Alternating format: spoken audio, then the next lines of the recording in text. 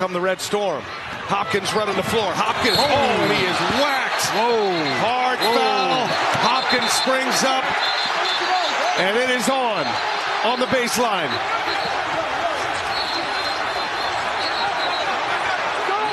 Powell just took a swing. It's not good.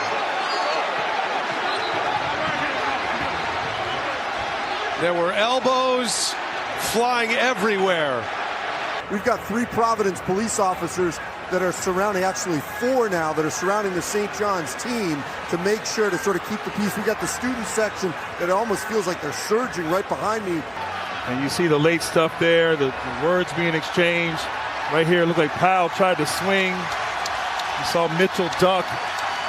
And I'm sure Val Ackerman, Big East commissioner, will review this, and there may be some suspensions along with ejections as a result of this play. 3 players from St. John's ejected, if you weren't able to hear all of that. Powell's been ejected, and Jalen Sellers has been ejected with flagrant 2s. A knockaway, a steal. Thomas will push. Pringle the catch, the spin, the basket. Arkansas up by 1. The biggest shot of Nick Pringle's career. And my goodness. Tempers flaring with 11.9 seconds to go. Arkansas took the lead. Oh my goodness. So Thomas able to find Pringle, the basket.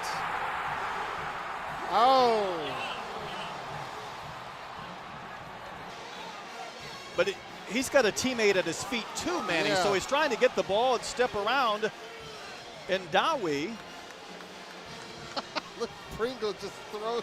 Arkansas's 30 and 21, and Winthrop's number 23 and 4. Those players have been disqualified.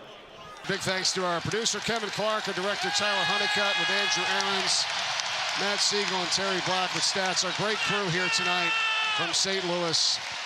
And St. Louis is going to win it. Right into us. It was Lewis, and now a little bit of activity going at the end of this. And you just don't want to see this happen. As they're trying to separate everyone here.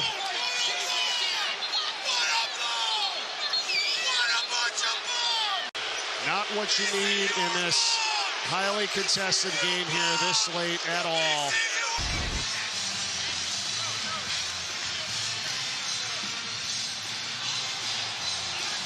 And you see it there for VCU. Well, was a push. Well, listen, they were talking before that while they was at half court. With Lewis, who went right into our. But here's the thing, you can't do anything that might hurt your team moving forward in terms of suspensions. Yeah, I mean, look at Josh Schertz racing onto the court, saying, "You've got to be kidding me, guys!" Like, and there's Coach Martelli. Any coach would do that. Like, you just don't want to see this. It's bad. And we're going to wait to get the official explanation here from Brian O'Connell and the rest of this crew. Cadeau from the outside. That's going to be no good. And a fight for the rebound. And Merez Johnson and Amari Evans still fighting for it. They got to be careful. That was not good what Jalen Brown did. Jalen Carey. See Dusty May getting in there right away. Good for him. Roddy Gale jumping in there and grabbing Johnson. All right, here's Jalen Carey coming in. He's going to get a dead ball contact technical foul. That I'm telling you. The next one will send Florida to the free throw line. Condon, leaner, didn't lean enough, and the rebound by Fulgaris and Ataya. And the possession. Fulgaris hit it. Watch out. Todd Golden goes into the pile. He's got to be careful too. Look at this, but watch how this whole action unfolds. Right there, they grab the ball, and they're just really fighting for it. And Condon's trying to get the ball away. Oh, yeah. Yeah, Fulgaris is probably out of this game. I don't know if he made contact or not, but it was close. And Todd Golden is red hot on the sidelines. 2.6 to go. Deliberate miss. Tipped. Carey had it. And the game will end with Kentucky pulling off a win here in Knoxville. And now we got some pushing and shoving between Carey and Oweh. And the coaching staffs are trying to get in the middle of the players to make sure the lid doesn't blow off of this one. Kentucky with the win, and that time the game had ended. And then it got a little heated, and it was Carey shoving Oweh. Oweh may have said something to him, and Jalen Carey shoved him. Again, the coaching staffs got in between them, and fortunately, it didn't get any worse than that. Yeah, good job by the officials there to get in there and the coaches to make sure that this didn't escalate into something really ugly. And Mark Pope getting down there, grabbing Garrison. The game is over. The Wildcats win. Spinning into traffic, kick out for McNeil. 3-ball away. Good for Paul McNeil. Good job, Darren Williams, under control. And now a technical foul. And another technical foul. And all of a sudden now we've got guys being separated here. And DeRitter and Roger Ayers is in the middle of this with Michael Roberts. And I'm not quite sure what happened here, but we had players leave both benches. Show you another angle so you can see kind of how it goes in the middle here. Darren Williams, and Lewis pushes him back, and that's where everything gets crazy. So, NC State, a redshirt freshman for the Wolfpack. Actually, this is Ibube, who has been ejected. Scotty Ibube, a senior transfer from Mundelein, Illinois. Gotta go on this possession. Dibbery! No! Rebound! Marquette! .4 is left. It's not over. It's not over. Did we get a T? Danny Hurley just got thrown out of the game. Danny Hurley just got turned away. A technical called by Gaffney as Hurley left the bench. That will secure the win, and the crowd knows it. Great defense by Ben Gold. Danny Straight knew, up. Yep.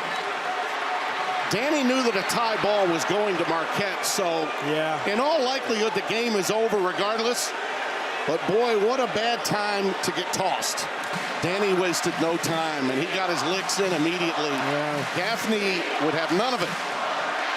And John Gaffney, one of the guys. You can't touch the ref, though. There was a bump there. Yeah, just part of the deal. But a championship for the Big East, for him, you know the competitive spirit within this guy. A 7-point game, 90 seconds to play, a little less. Graves, right to the basket, and throws it down. And Trujillo and Allen Graves need to be separated.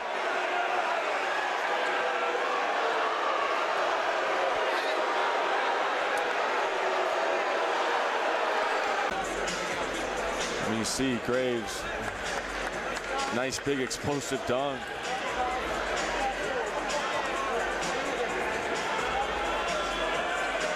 Seconds, 2 seconds. Nash dishes it out to Mo at the buzzer. The three. Oh my gosh!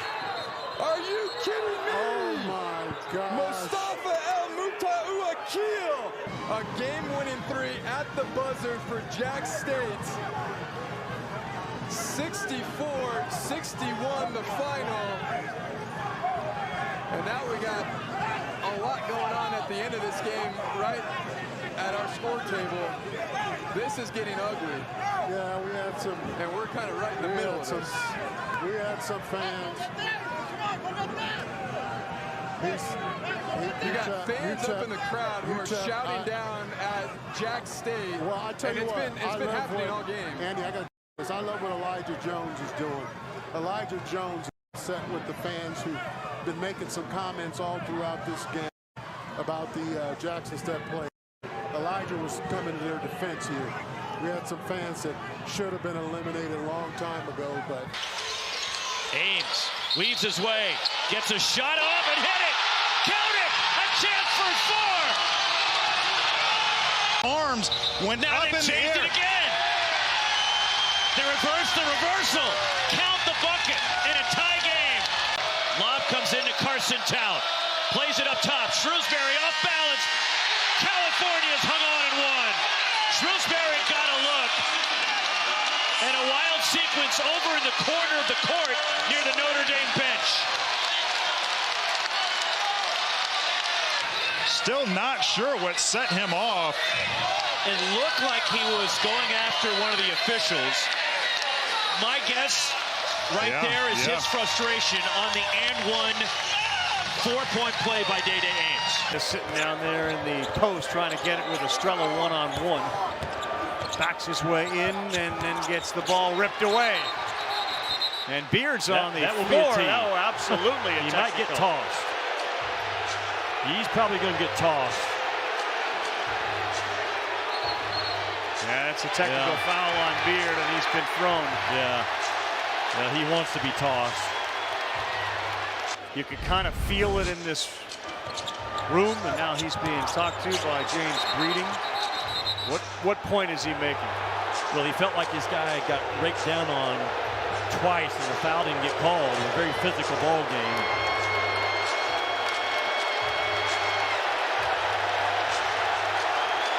It's a coach fighting for his team in a road game. He knew exactly what he was doing.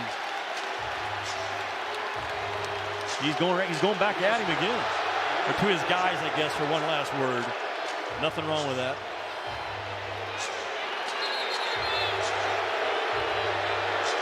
Got his last word into his guys, and then he'll go to the locker room. That one knocked away from Terrence Jones, ahead to Asim Jones. Terrence Jones fouls him hard, going for the ball. Got ourselves a bit of an argument here between the coaching staffs getting into it. Tom Pecora was hot. I'm not sure exactly what got him hot, but things starting to get out of control here as officials trying to separate people, and there absolutely will be technicals handed out here. No one came to the aid of Jones, which was really weird on my behalf. None of the Bobcats, this is just Jones me, you're talking about. Asim Jones, right in front of his bench. Someone from the Bobcats should have came to his aid. That's just my opinion. Coach Gallagher may have said something to get Coach Pecora excited. And rightfully so, he should be excited because it didn't look good at all. But I would have loved some of the players from the Bobcats to come to the aid of their teammate.